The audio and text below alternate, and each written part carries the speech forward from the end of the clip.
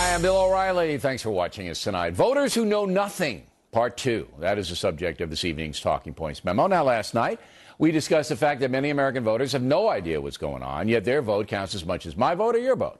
Presidential candidates bank on that they can razzle-dazzle the electorate with rhetoric. Certainly, President Obama would much rather talk about his vision for the country rather than what's happened economically the last 3 years. Enter Jane Fonda like a gift from God. Ms. Fonda made my point about uninformed voters on CNN. When you look at the Republican race and you see these debates with all the candidates and so on, what do you make of the intellectual level of those debates? Who impresses you and who scares you?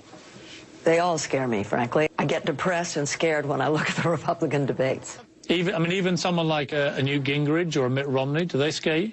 I'm worried about anybody getting elected to office who says we have to do away with or privatize Social Security, we have to reduce medical health insurance, we have to not raise taxes. I don't think that we can get out of the and, there's no problem with the environment. You know, this is all made up by the left.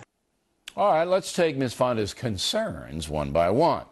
No presidential candidate wants to do away with Social Security, and those who suggest privatizing would give Americans the option to do that. There would be no force used, as there is in Obamacare. Ms. Fonda apparently wants her taxes raised, and that's fine, but once again, she can pay as much as she'd like to the feds right now. Then there's reducing health care costs. A nice goal, I hope it happens, but there's absolutely no evidence it will.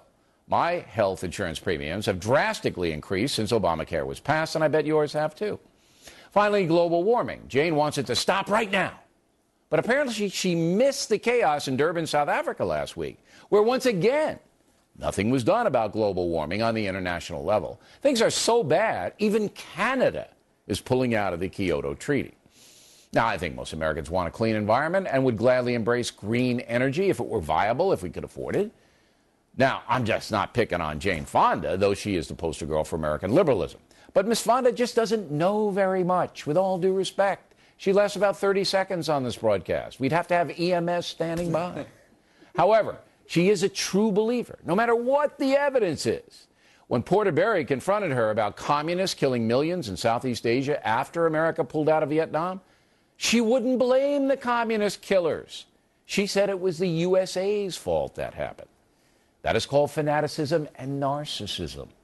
So next year in the presidential vote, there are people who simply will not make their decision based on issues and the truth. And that is not a good thing. And that's a memo. Now, you like her, right? I happen to like her. Do you think she's a great thinker? I'm a great thinker. I mean, I happen to agree with her. What do you mean great? Don't laugh. Don't laugh, crowd.